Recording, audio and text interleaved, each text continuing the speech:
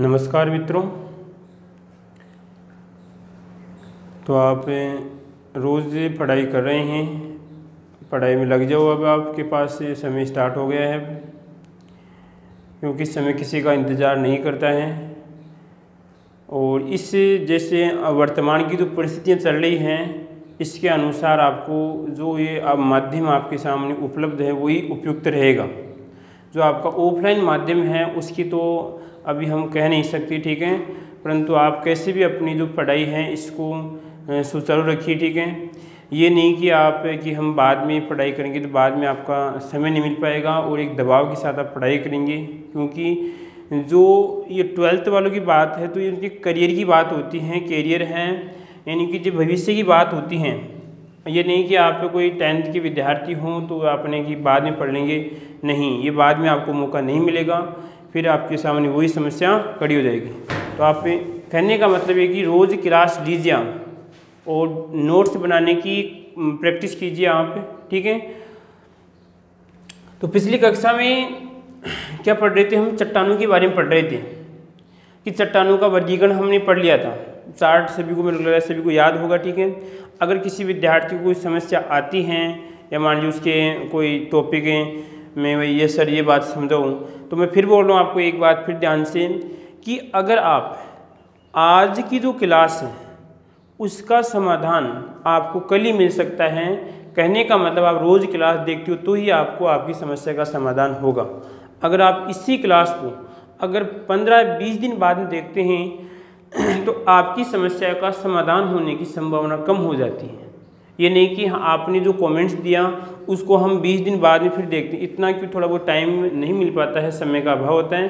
तो कहने का मतलब है कि आप रोज़ क्लासें देखें, इससे आपको फ़ायदा मिलेगा, ठीक है। दिमाग में ठान लो, जिस प्रकार आपकी ऑफलाइन क्लास चलती है, भाई आज क्लास जाना है, इसमें क्या करना, आज क्लास लेनी है सर की, बस ये ध्यान रखो आप, ठीक है। तो एग्री केमिस्ट्री में जो चट्टानों के बारे में चर्चा कर रहे थे कि चट्टानों का वर्गीकरण क्या था आपका? चट्टानों का वर्गीकरण, ठीक है। तो वर्गीकरण में थोड़ा बहुत फिर देख लेते हैं कि आपकी आग्नेय चट्टान थी, अवसादी चट्टान थी और आपकी रूपांतरित चट्टान थी।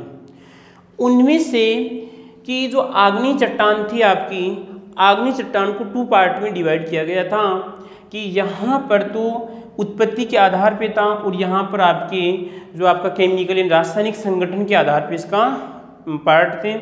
इसमें क्या था, यहाँ पर आपकी आंतरिक थी और यहाँ पर आपकी बाह्य आग्नेय चट्टान थी और यहाँ पर आपकी अम्लीय चट्टान, यहाँ पे सामान्य को हम क्या कह सकते हैं, उदासीन भी कह सकते हैं, और आपके यहाँ पर भास्मिक चट्टानें भी थी, ठीक है। ये तो आपका सिंपल सा क्या था, आपका चार्ट के द्वारा मैंने इसका आपको वर्णन समझाया था, ठीक है। अब देखिए एक एक का हम यहाँ पर क्या करते हैं, वर्णन करते हैं। तो पहली कौन सी आएगी आपकी? आग्नेय। कौन सी आएगी आपकी? आग्नेय चट्टान, ठीक है। अब देखो आग्नेय चट्टान है, कहने का मतलब इसमें थोड़ा बहुत कौन सा शब्द आपको दिख रहा है कि सर इसमें आग्नेय आ रहा है, अग्नि के समान है थोड़ा। अब अग्नि कहने का मतलब तप्तशील है, कैसी है? अग्नि का मतलब उच्च टेम्परेचर होगा। सोचिए भाई, जहाँ कहीं पर अग्नि जलती है या अग्नि हो, सॉरी, जहाँ पर अग्नि कहने का मतलब जहाँ पर उसमें तापमान अधिक होता है, तो वहाँ पर सोचिए कि तापमान आसपास का एरिया किस प्रकार का होगा, ठीक है। तो इसमें क्या होगा कि आग्नेय चट्टान का निर्माण किस प्रकार होता है कि जो आपने पिछली कक्षाएं देख ली होगी तो अच्छा है, नहीं देखा तो आप भी कमेंट कर देना, मैं आपको लिंक या उसमें कमेंट भी डाल दूंगा, भाई आप उस पर फिर कमेंट देख सकते हैं क्लास को, ठीक है। यह आप किस प्रकार के हैं? पृथ्वी है। अब जब पृथ्वी की हम चर्चा करते हैं तो इसमें हमने बताया था कि इसमें थल मंडल होता है, आपका जल मंडल होता है और आपका वायु मंडल होता है। मैंने आपको 3 मंडल बताए थे। पृथ्वी कितने मंडल पाए जाते हैं? 3 मंडल, जबकि वायुमंडल कितने होते हैं? 5 मंडल होते हैं, ठीक है। तो इनमें क्या होता है कि जो ऊपर वाला, अगर इसको मैंने पृथ्वी को 2 पार्ट में इस प्रकार डिवाइड कर दिया, तो ऊपर से पृथ्वी ठोस अवस्था में पाई जाती है, जबकि अंदर से क्या होता है कि एक गर्म अवस्था में होती है। इतनी गर्म होती है कि इसके अंदर अधिकतर जो पदार्थ पाए जाते हैं वो तरल अवस्था में पाए जाते हैं। आई बात समझ में कहने का मतलब ये है कि पृथ्वी के अंदर की तरफ बात करें, अगर गहराई की बात करें, अगर सेंटर की बात करें, तो इसमें क्या होता है कि पदार्थ एक तप्त अवस्था में पाए जाते हैं। क्या होते हैं? तप्त अवस्था। कौन सी अवस्था में पाए जाते हैं? तप्त अवस्था का मतलब है कि गर्म अवस्था में पाए जाते हैं। इतने गर्म होते हैं कि लगभग ठोस अवस्था में नहीं हो सकते। ठीक है, तो अब क्या होता है, कभी कभार ये ठोस जो आपके यहाँ पर जो लावा है, या इसे क्या कहते हैं, हम लावा कहते हैं, ठीक है, या तरल पदार्थ, कौन से पदार्थ आपके जो तरल पदार्थ हैं,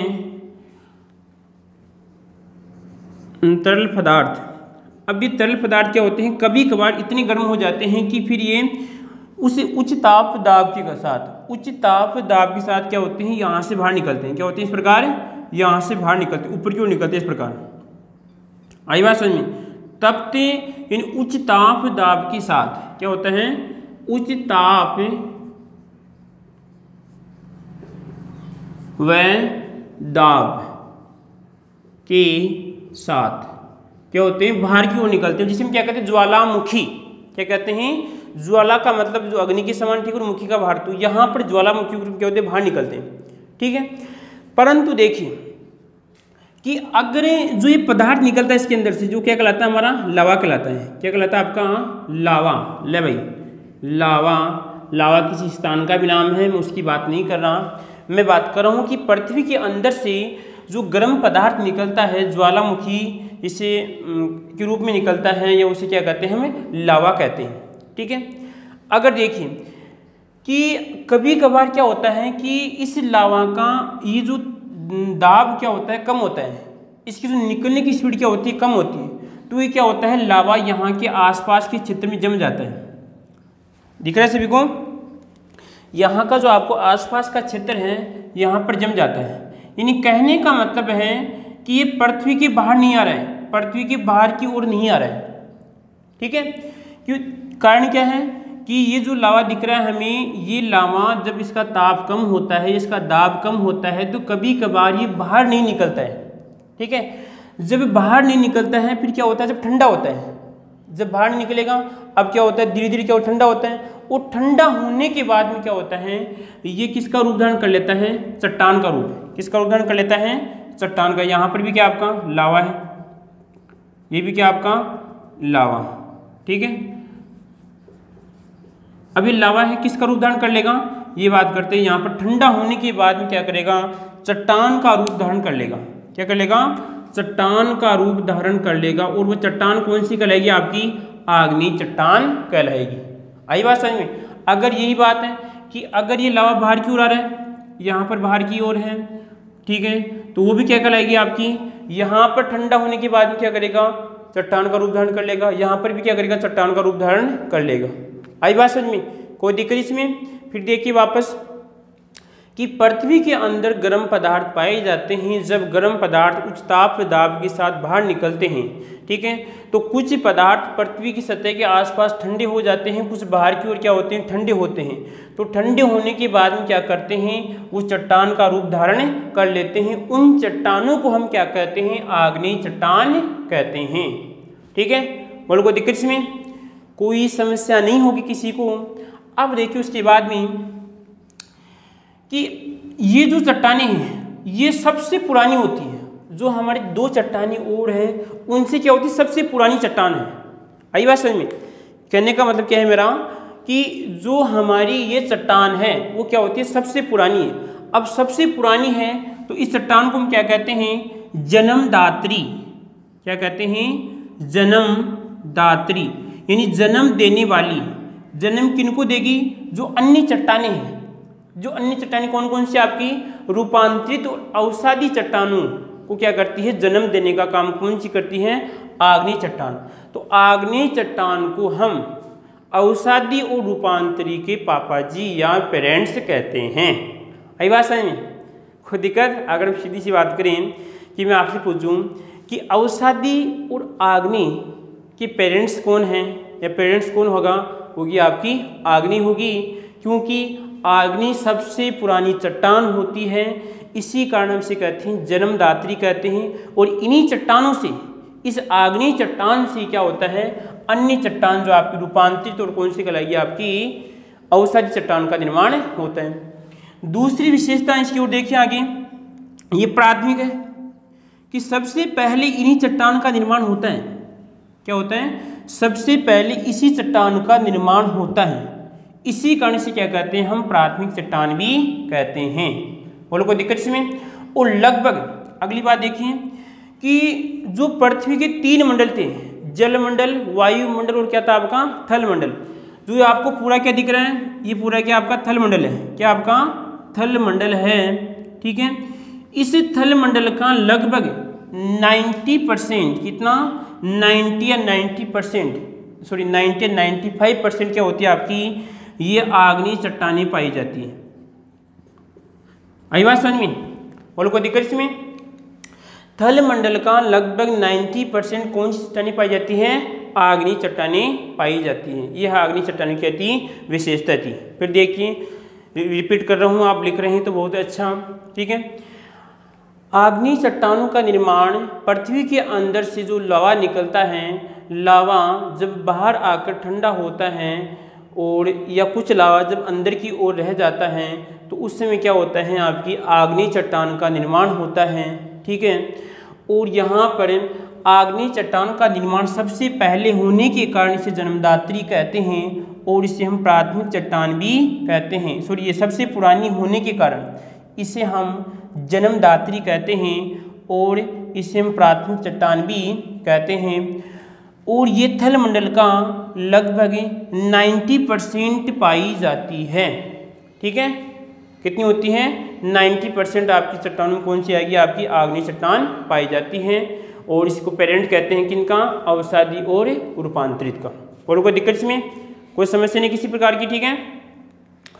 अब देखिए उसके बाद में, अब हमने पढ़ा था कि उत्पत्ति के आधार पे 2 प्रकार की, कितने प्रकार की, 2 प्रकार की होती है। तो कौन कौन सी थी उत्पत्ति के आधार पे? पहले यहाँ पर लिख रहा हूँ, यहाँ पर देखिए थोड़ा बहुत इसको मिटा लेता हूँ। विशेषताएं लगभग सभी ने कंप्लीट कर ली होगी।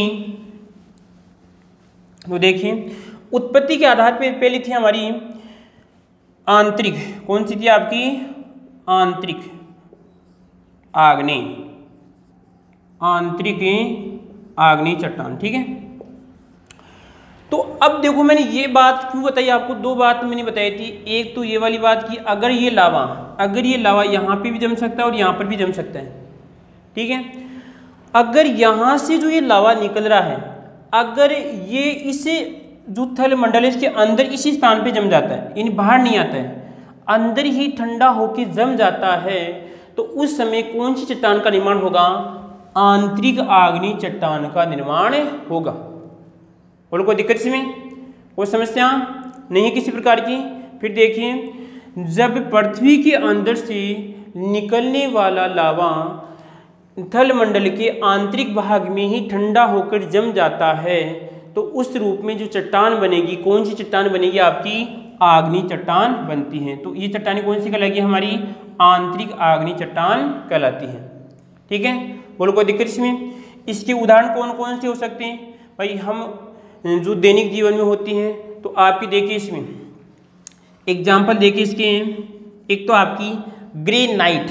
आपको उदाहरणों की ट्रिक बताऊंगा किस प्रकार याद करनी है। देखिए आप, थोड़ा बहुत टाइम तो लगेगा, ठीक है। पहले उदाहरण लिख लेता हूँ यहाँ पर, ग्रेनाइट, ठीक है। उसके बाद में एक होता आपका सिएनाइट। क्या होता है आपका, सिएनाइट, ठीक है। और एक होता है आपका क्वार्टस। क्या होता है आपका, क्वार और आपका ये टस, ठीक है। और एक होता है आपका, एक ग्रेनाइट है, सिएनाइट है और आपका क्वार्टस है, और एक होगा उसके बाद में आपका शायद रायोनाइट होगा। क्या होगा आपका, रायोनाइट आएगा, रायोनाइट, ठीक है। चलो इनकी बात करें। क्वेश्चन क्या बनेगा इसमें? क्वेश्चन इस प्रकार बन सकता है कि आंतरिक आग्नेय चट्टान, आंतरिक आग्नेय चट्टान किसे कहते हैं, कम से कम 2 या 3 उदाहरण दीजिए, कम से कम 2 या 3 उदाहरण दीजिए। ये तो किसकी बात करूं, बोर्ड की बात करूं। अगर हम बात करें कि आपकी जेड के आधार पर, ठीक है, क्वेश्चन ऐसे आ सकता है, ग्रेनाइट, सिएनाइट और क्वार्टस देगा, वो पूछेगा उसके बाद में एक जैसे बेसाल्ट दे दिया कि निम्नलिखित में से कौन सी चट्टानें आंतरिक चट्टानें नहीं है। तो ये भी आपकी ये उदाहरण ग्रेनाइट का है, ये भी इसका है। ये और जो आपकी बेसाल्ट है वो आपकी आंतरिक आग्नेय नहीं होती है। ठीक है, आपको लगभग जैसे 2 उदाहरण कैसे याद रखने, देखिए इधर। अब कोई जब अंदर की तरफ होता है, जिसे हम बात करें, ये स्थान आपका, ये स्थान है यहाँ पर, तो कैसा मैं मानता हूँ कि ये तो पृथ्वी का ऊपर वाला भाग और नीचे वाला भाग है। अब पृथ्वी के जो नीचे होगा तो वहाँ पर क्या रहेगा, अंधेरा रहेगा। क्या रहेगा, अंधेरा। ले भाई, अंधेरा। और ऊपर क्या रहेगा, उजाला यानी प्रकाश रहेगा। यहाँ पर क्या है, प्रकाश है। ठीक है, अब देखिए इस स्थिति की बात कर रहा हूँ, यहाँ पर तो ये कौन सी चट्टान बनेगी, बताओ कौन सी आएगी आपकी, यहाँ पर आएगी आपकी आंतरिक। कौन सी आएगी आपकी, आंतरिक है।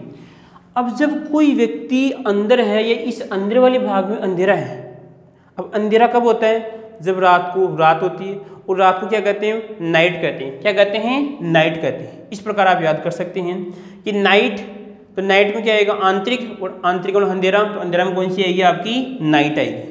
आई बात समझ में। मैं कहूँ आपसे नाइट का आंतरिक अंधेरा, तो आपकी कौन सा आएगा आपका उदाहरण, नाइट का मतलब अंधेरा। अंधेरा कहाँ पर होगा, आंतरिक में होगा। ठीक है, और याद करने में तो क्या दिक्कत है भाई, हमें कैसे भी चीज़ इसको समझना है और याद करनी है। ये नहीं देखना है कि हमें क्या बता रहे हैं, लॉजिक जोड़ना है हमें। जितना आप इस प्रकार लॉजिक से जोड़ेंगे तो आपको दिक्कत नहीं आएगी। मैं कह रहा हूँ आप इस प्रकार याद कर लेंगे तो आप कभी नहीं भूलेंगे। क्या करना आपको, नाइट का मतलब अंधेरा। अंधेरा कौन सी में होता है, आंतरिक में होता है। ठीक है, तो ग्रे नाइट आपका सी नाइट, और उसके बाद में और क्वार्टस राइनोट आपको याद रखनी है। कोई दिक्कत इसमें।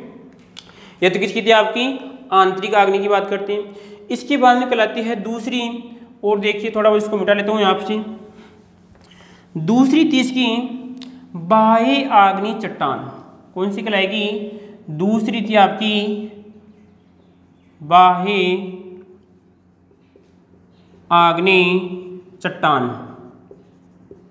ठीक है, तो इस बाह्य आग्नेय की चट्टान का मतलब है कि अगर जो ये लावा निकल रहा है, और लावा जो यहाँ पर आपको जो पृथ्वी जो थल मंडल है इसकी बाहर की ओर आता है, अगर ये बाहर की ओर आकर अगर जम जाता है, बाहर की ओर आकर जम जाता है, यानी प्रकाश वाले भाग में आकर क्या होता है, यहाँ पर जम जाता है और चट्टान का रूप धारण कर लेता है, तो उस चट्टान को हम क्या कहते हैं, उस चट्टान को हम कौन सी कहते हैं, बाह्य आग्नेय चट्टान कहते हैं।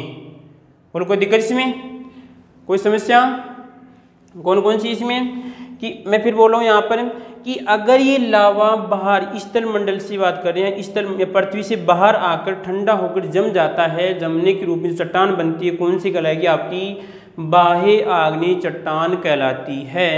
इसके उदाहरण देखिए, इसके उदाहरण एक तो बेसाल्ट, कौन सा आपका बेसाल्ट, और एक देखिए उसके बाद में दूसरा उदाहरण आपका रायोलाइट। क्या आपका रायोलाइट। ठीक है, बोलो कोई दिक्कत इसमें। अब देखो याद करने की ट्रिक देखिए, बाहर आने पे क्या होता है, प्रकाश होता है। क्या होता है, बाहर आने पे क्या होता है, प्रकाश होता है। प्रकाश को क्या कहते हैं, लाइट। तो यहाँ पर आ गया आपका लाइट। बोलो कोई दिक्कत। इस प्रकार हमें उदाहरण भी याद कर सकते हैं अच्छी तरह। ये नहीं कि छोड़ना नहीं है, क्योंकि कभी कभार क्या होता है एक क्वेश्चन की वजह से रह जाते हैं। ये तो हमें ये नहीं सोचना, हमें टॉप करना है, हमें टॉप करना है, टॉप 10 में रहना है।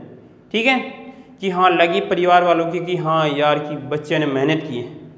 और मैं कह रहा हूँ कि इस प्रकार आप पढ़ते हैं तो वो एक भी आपका क्वेश्चन मिस नहीं होगा। पेपर मिला के देख सकते हैं, पेपर मिला के आप देख सकते हैं, एक भी क्वेश्चन आपका बाहर नहीं जाएगा। एक एग्रीकल्चर केमिस्ट्री की बात कर रहा हूँ, और जो प्लस में आपकी स्पेशल केमिस्ट्री वो क्लास मेरी चल रही है। ठीक है,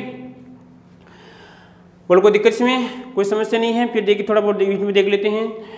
चट्टानें 2 प्रकार की होती है। आंतरिक आग्नेय चट्टान, इसमें क्या होगा कि आंतरिक आग्नेय चट्टान में जो लावा होता है वो अगर अंदर की तरफ में, इस स्थल मंडल के अंदर की तरफ जम जाता है तो कौन सी कहलाएगी, आपकी आंतरिक आग्नेय चट्टान कहलाती है।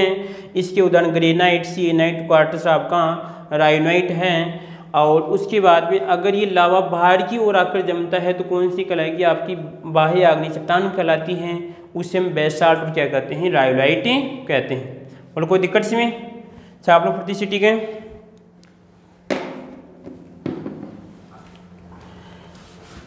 उसके बाद में